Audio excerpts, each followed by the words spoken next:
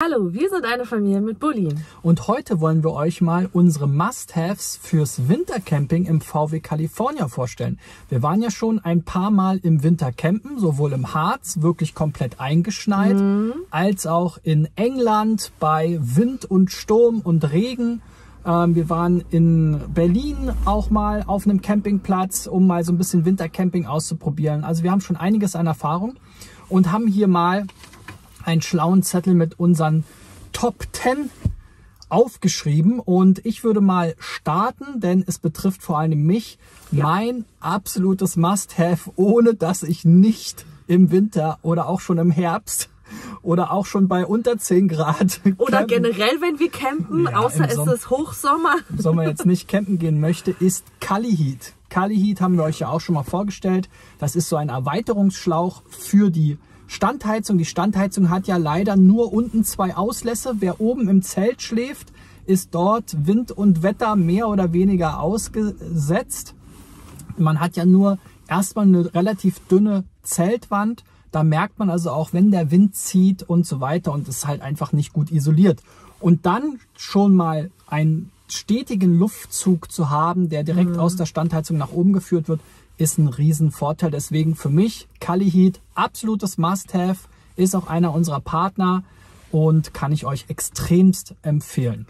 Vorteil, den ich dabei finde, ist, es ist wirklich ein ziemlich kleines Packmaß. Das heißt, man kriegt es auch unten in die Schublade unter dem Sitz hinten rein. Und man kann es halt immer überall mit hinnehmen. Und wenn man halt dann merkt, okay, es wird zu kalt und man braucht oben diese Lüftung und man braucht den Schlauch, dann kann man es halt installieren. Das heißt, es ist nichts, wo man dann halt immer mal überlegen muss, braucht man das, kann man das jetzt mitnehmen oder nicht? Ist es zu schwer? Habe ich den Platz? Sondern grundsätzlich, es hat überall Platz. So, die Nummer 2, da geht es nämlich um hier unten, um den Wohnbereich. Ich schlafe ja meistens oben, Frau und Kind unten. Da haben wir ja seit letztem Jahr unser Shelter. Genau, also wir haben die erste Zeit haben wir Isolationsmatten für die Fenster innen gehabt, die wir mit Saugnöpfen befestigt haben oder die dann halt reingeklemmt worden sind in die Fensterschienen beziehungsweise in den Fensterrahmen. Das war jetzt ganz okay, hat auch wirklich gut geholfen, war jetzt auch vom Packmaß her okay. Und dann haben wir aber was entdeckt, was wir noch viel besser finden, und zwar von außen. Das heißt auch, dass das Auto selber von außen nicht mehr friert. Das war nämlich was uns nämlich im Harz aufgefallen ist, dass das Auto von außen total zugefroren ist, die Scheiben auch total zugefroren war. Das ist halt sozusagen quasi ein Shelter, was du außen drum um das gesamte Auto machst. Es wird mit Magneten befestigt, zum Teil auf der Karosserie. Es wird mit Clips, wie jetzt hier hinter der Windschutzscheibe, befestigt. Also das ist eine sehr, sehr coole Sache. Also sind wir erstmal gestartet mit der vorderen Kabine. Da geht natürlich durch die großen Fenster viel verloren. Wir haben uns dann, das haben wir glücklicherweise auch in der Partnerschaft quasi testen können und zur Verfügung gestellt bekommen. Dann haben wir uns zusätzlich aber auch noch für die beiden Seitenscheiben und für die Heckscheibe den Rest gekauft, also so, dass wir wirklich alle Scheiben abdecken können. Und es hat den zusätzlichen Vorteil, dass sich eben auch kein bis wenig Kondenswasser innen bildet. Das hatten wir nämlich, wie gesagt, auch im Harz. Da hatten wir dann hier wirklich eine Eisschicht im Auto. Ja. Und das ist natürlich nicht so cool. Das läuft in die ganzen Auslässe und so weiter. Das wollten wir also nicht haben. Wenn wir schon von Isolierung sprechen, die gibt es ja auch vor oben. Da haben wir auch verschiedenste Sachen ausprobiert. Zuerst hatten wir das Cali-Cap oben drumherum. Das war uns aber über die Dauer zu aufwendig, zu fiddelig. Da wir ja mittlerweile auch Solar haben, hatten wir eben auch eins mit Ausschnitt, was man nicht einfach nur drüber schmeißen kann. Ja.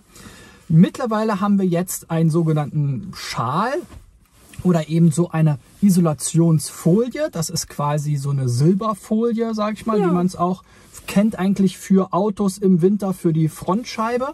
Das aber eben so angepasst, dass es eben ums gesamte Auto passt. Und da muss ich sagen, das ist super schnell angebracht, haben wir ja auch schon mehrfach gezeigt. Klar, man hat jetzt keinen Fensterausschnitt, aber man will ja dann wirklich auch Isolation haben und jetzt nicht aus dem Fenster rausschauen bei minus 10 Grad.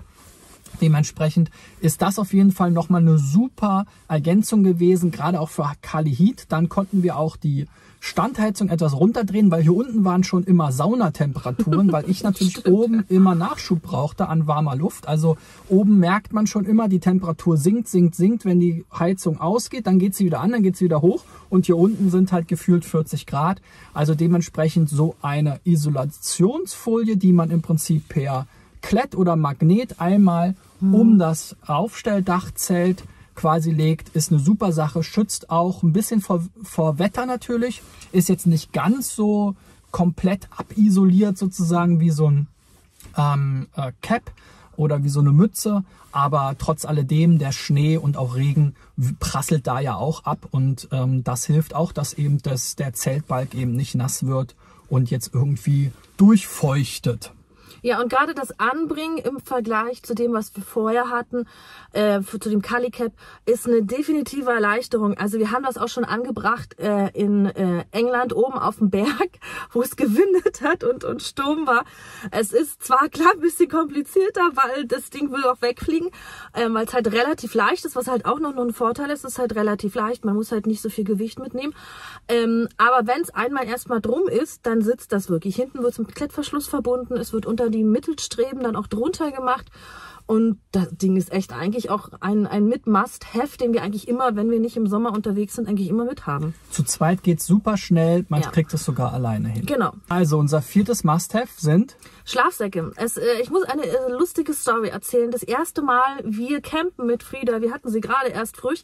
Ich habe natürlich für mich und für Sohnemann vorausschauend Deckenschlafsäcke geholt, weil ich mir dachte, das ist jetzt einfach auch komfortabler und halt auch wärmender, isolierender für das Camping. Der Mann oben im Dachzelt dachte so, er nimmt seine Bettdecke mit. Das geht schon. Ja, wir mussten am nächsten Tag, gleich nach der ersten Nacht, sind wir in der Nähe in so einen Outdoor-Ausstatter gegangen und haben ihm erstmal einen richtigen Deckenschlafsack gekauft. Genau, also bei den Schlafsäcken muss ich auch sagen, ist einfach praktisch, die nehmen wenig Platz weg, die rollt man zusammen. Wir haben dann noch so eine Campingkissen, die auch so in der Art sind. Da gibt's natürlich verschiedene Wärmestufen und so weiter. Da muss man ein bisschen drauf achten, dass man da eben einen hat, der dann auch irgendwie bei 5 Grad komfortabel warm ist. Aber das war für mich auch ein Gamechanger, weil nichts ist schlimmer als Frieren in der Nacht. Genau, dann kam im letzten Frühling noch eine Isolierung für das Aufstelldach dazu, nämlich das Isotop. Das ist nämlich der Vorteil, dass das innen angebracht wird und dafür permanent. Ja. Also man nimmt nur den vorderen Teil so raus, damit man das Dach zusammenklappen kann, aber alles andere bleibt drin. Man muss also gar nicht mehr fummeln und die ist auch durchaus für den Sommer ganz okay. Und ganz gut, weil A, es dunkelt ein bisschen mehr ab. Das heißt, man kann besser schlafen, finde ich immer, wenn es ein bisschen dunkler ist. Und auch das ist nochmal eine zusätzliche Isolierung, auch gegen Wärme im Prinzip, weil oben ins Zelt ballert natürlich auch die Hitze rein. Und halt gegen Wind, also auch, dass es sozusagen nicht so zieht da oben. Gegen Wind, gegen Regen. Also man hat einfach nochmal innen eine zusätzliche Schicht und ist einfach, auch wenn man gegenkommt, sehr viel wärmer. Wir haben dazu ja auch mal eine Messung gemacht. Also es bringt auf jeden Fall total viel, wenn man einfach dreilagig hat. Heutzutage sind ja auch die Fenster dreifach verglast. Also das haben wir hier auf jeden Fall gemerkt. Ist sicherlich für den einen oder anderen Overkill. Es gibt ja Leute, die schlafen im Biwaksack draußen im Schnee und lachen uns immer aus. Wir sind da ein bisschen verwöhnter und brauchen es einfach ein bisschen wärmer. Und wir testen ja eben auch die Sachen für euch. Ne? Wir würden uns das natürlich nicht alles besorgen. Zum Beispiel das Isotop haben wir ja auch teuer gekauft. Also es kostet mehrere 100 €. Können wir aber definitiv empfehlen, weil es einfach innen fest installiert ist und man gar kein großes Kladderadatsch mehr hat. Wir haben auch lange darüber nachgedacht, ob wir uns das anschaffen, weil es halt auch relativ teuer ist. Aber man muss dazu sagen, der wirkliche Vorteil im Vergleich zu allem anderen ist, es ist halt permanent drinne. Man kann das Dach mit runterfahren, man kann es ganz normal zumachen und man hat immer eine zusätzliche Isolierung und es halt auch die Ausschnitte für die Fenster. Das heißt, im Sommer hat man die Isolierung vor Wind und vor Wetter und vor Sonne und vor Regen, kann aber trotzdem diese schöne Panoramafenster nutzen.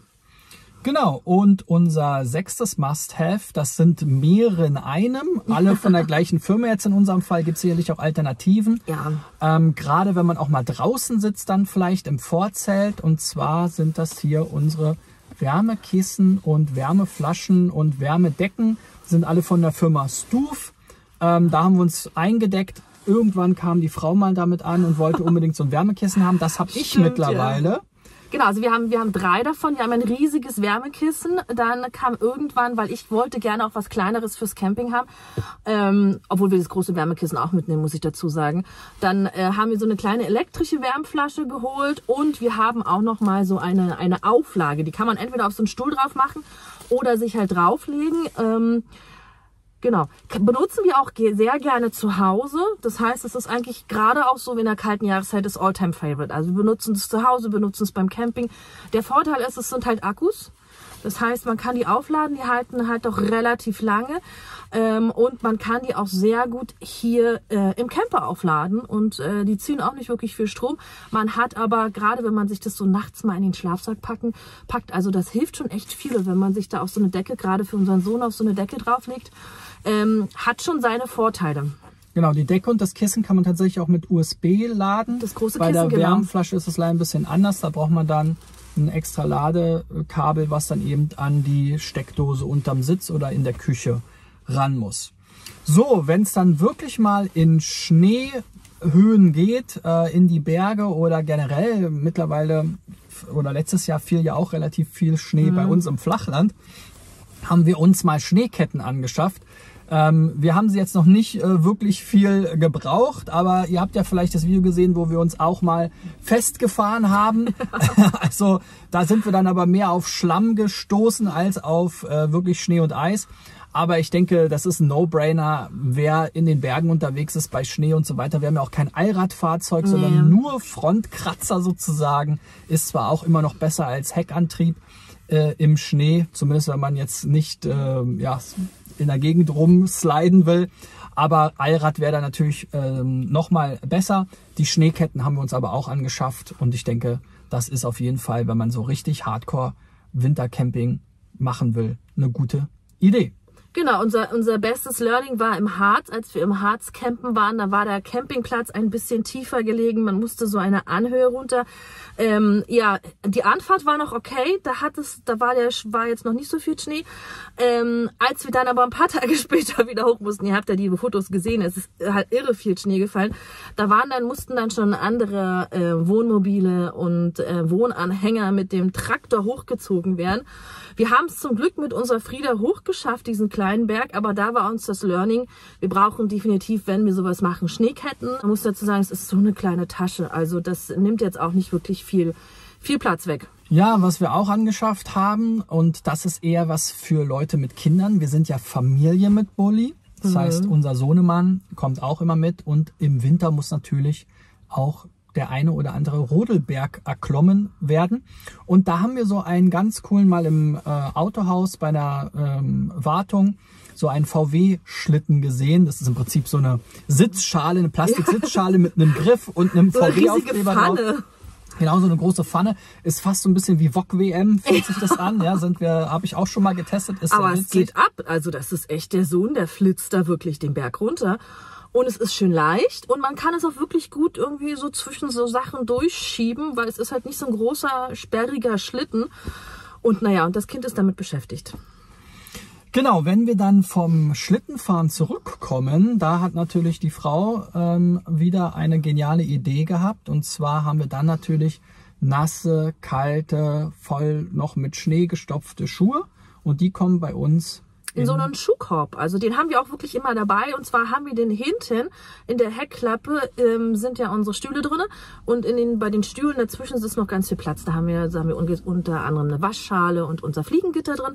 Und halt so einen klappbaren Korb. Den benutzen wir jetzt nicht nur, wenn Schnee draußen ist, sondern generell halt immer, wenn wir campen eigentlich, damit wir sozusagen die Schuhe an einem festen Platz haben in unserer Frieda drin.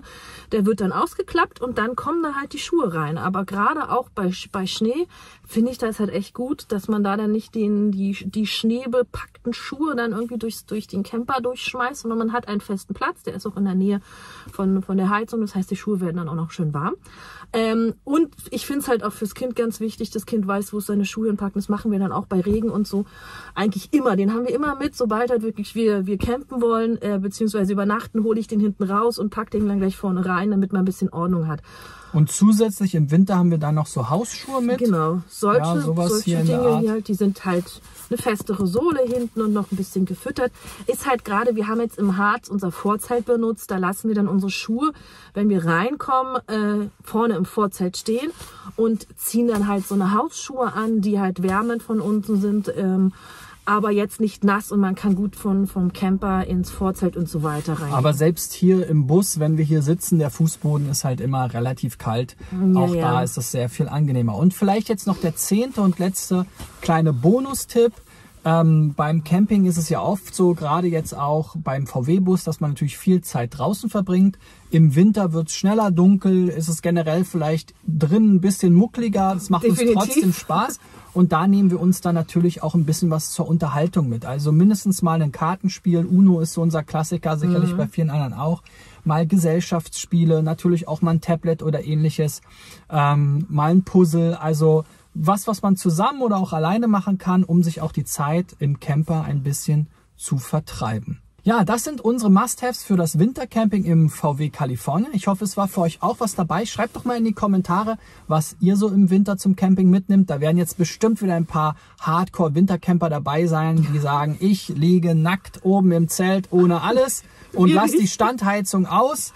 Ja, aber wir sind ja, wie gesagt, Familie mit Kind und Hund. Da muss es ein bisschen wärmer. Vor allen Dingen mit Hund, der friert noch schneller als wir. Genau, zum Hund haben wir ja auch schon mal ein Video gemacht. Ja, wir wünschen euch eine schöne Adventszeit, frohe Weihnachten, guten Rutsch, falls wir uns nicht mehr sehen, hören oder schreiben.